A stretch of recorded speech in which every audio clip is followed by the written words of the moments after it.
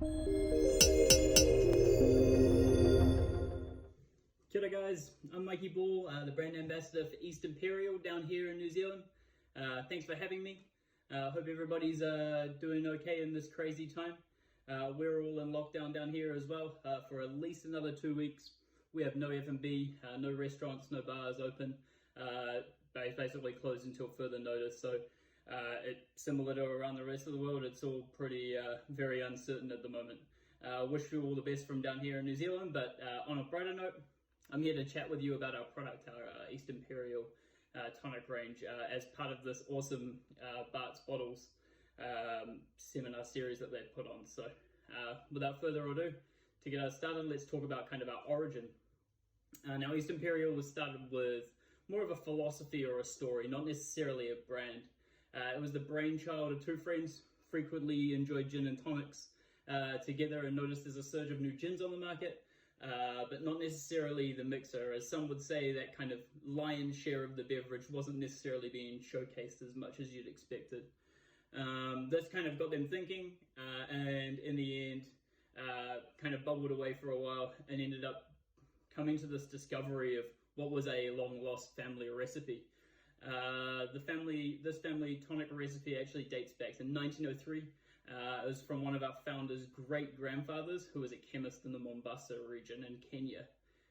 The initial project started as tracking down the sources of the original ingredients of this 1903 recipe, and then putting it to work, basically. This beckoned the return to heritage and the tradition that defined an era of discovery, and the start of where our East Imperial story starts. So the focus was on the recreation of a true tonic water, with reasoning behind the ingredients, their sources, and tradition and production, as well as the story of its existence. The ethos of East Imperial then naturally came from this Southeast Asian influence. The focus is on the abundance of flora, tropical fruit of the regions, but also the tradition of ingredients used in tonic which originate from these regions. At East Imperial, our ingredients are ethically and sustainably sourced from Java all the way to Myanmar or Burma, and then across to Southeast Japan. So very much a huge range of quite a large region. We hark back to this region as it's not only the original source of the finest ingredients for what we're trying to make, but also it's where we feel tonic originates from. Today, we source our quinine from the same plantation our founders' grandparents did. This plantation was for a lot of Africa's daily anti-malaria ration back in 1903, and still to this day produces some of the highest quality quinine in the world. Our water is the best quality we can get down here. It's direct from the source, which is one of 3 in the world. And we're actually bottling and producing down here in New Zealand as well. Now, I just want to kind of talk you through how our range works. As we mentioned, this original 1903 recipe, this is kind of the old world tonic. So this is our original product. The idea with this was to really, again, hark back to that original style, and we really wanted to recreate what that originally was. Very much a kind of quite floral style. We tasting notes of tea leaves, lavender, kaffir lime. This works really well with kind of ultra floral but also quite savory style gins, and also alongside rums, tequila, anything that kind of loves that little bit of florality. One thing to notice here is it's quite light in carbonation, as you'd expect from an original style of tonic. Also very light in sugar, and that's natural. It's not necessarily because we felt we needed to. It comes down to that traditional recipe.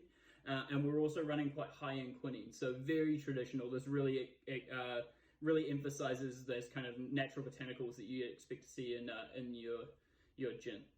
Now, from there, we looked at the range. This wasn't necessarily everybody's massive cup of tea. It was a beautiful tonic, but it wasn't necessarily what everybody was looking for in a tonic. So we kind of did a little ode back to Burma or Myanmar, which we thought was that origin of what would essentially be a classic Indian-style tonic water per se. This is our Burmese tonic, or our classic tonic water. And then this one is kind of the base of what was to come. So really high quinine count, the highest possible quinine count we could have. Again, to kind of really owe back to that classic style of tonic. We're a little bit more sugar here, but this is big and dry, a lot more carbonation. But it's a lot more along the lines of what you'd expect to see in a classic tonic. So this goes really well with London dry styles, kind of redistill styles that have that citrus forward element. And then from there, we're kind of looking at adding this beautiful lemongrass, Minoan lime, very, very bright by itself, citrus based, but a good kind of spiced cassia bark as well to drive through.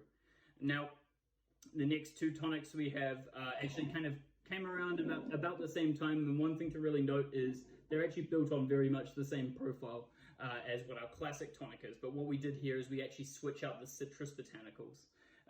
So we're playing around with these beautiful natural citrus oils, and we're kind of building these flavor profiles up along a kind of classic formula.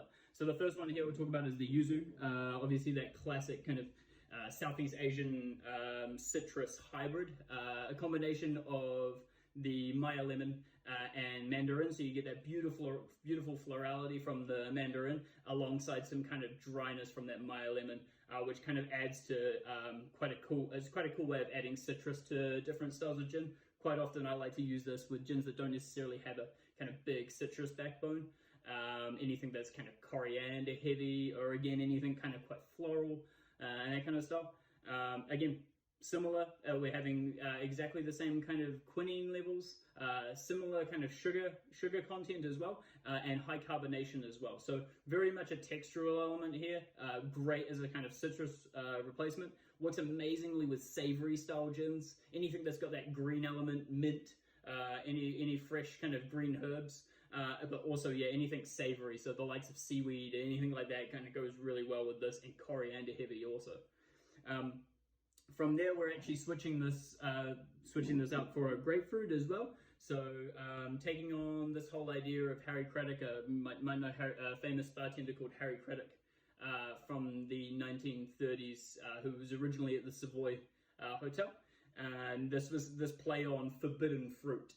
So back then we didn't really know what forbidden fruit is. Now we actually know that forbidden fruit was kind of this combination of beautiful ruby red grapefruit, pomelo, and grapefruit itself. So very much we played on that whole idea of how can we recreate this in a tonic. We're taking ruby red grapefruit, pomelo oil, as well as some classic grapefruit oil as well, and it builds this beautifully textural tonic. Again, very much the same build as the yuzu and the classic, but all we're changing here is these citrus oils. Now this is really good with kind of navy strength gins, anything kind of high proof rum with that kind of big, almost banana-y like flavor profile, but it kind of really rounds things. So probably the most textural, the most oil heavy tonic we have, and this kind of works really well to cut down anything that's got high proof but still really push through citrus botanicals. Yeah, you're looking really very much your navy strength stuff. Now alongside these, we've got a few other products in the range. Currently we have a limited edition Royal Botanic, which is very much a similar build to the grapefruit here, but we're adding a elderflower botanical to it, slightly less heavy on the textural agent. And this was a collab between us and the Kew Gardens in London. So definitely try and jump in on that if you can. It's a pretty cool drop. It really emphasizes anything that's kind of green and minty, anything that's kind of London dry style as well, so quite any citrus formats. It's not necessarily so good with things that have elderflower in them, but a really, really cool drop nonetheless, and very well refined. And alongside that, we have another quite a wide range of mixes as well that we build. So we have a beautiful grapefruit soda, which is made from fresh ruby red grapefruit, and that's really, really cool product. Banging Palomas is basically a non-alcoholic Paloma itself. We've just launched a yuzu lemonade as well, so and then we also have a ginger beer, which owes back to that original region, Mombasa, where our founder's great-grandfather was originally a chemist, and it plays on that whole idea of a homebrewed ginger beer. So yeah, lots of cool products to have a look at. Definitely talk to Bart's Bottles and get yourself some little tasters and have a play around with them. They're in little 150ml formats. The main reason for this is because we want to make sure that we can ensure freshness no matter what. So each one of these is one perfect serving. So you get perfect carbonation, perfect product every time is kind of the format on this. But yeah, make sure you jump in there. Please ask any questions. If you have them, make sure you get them sent through. Jump on our website, have a look through at the range. And yeah, guys, stay safe out there. Thank you so much for having us. Cheers. Bye.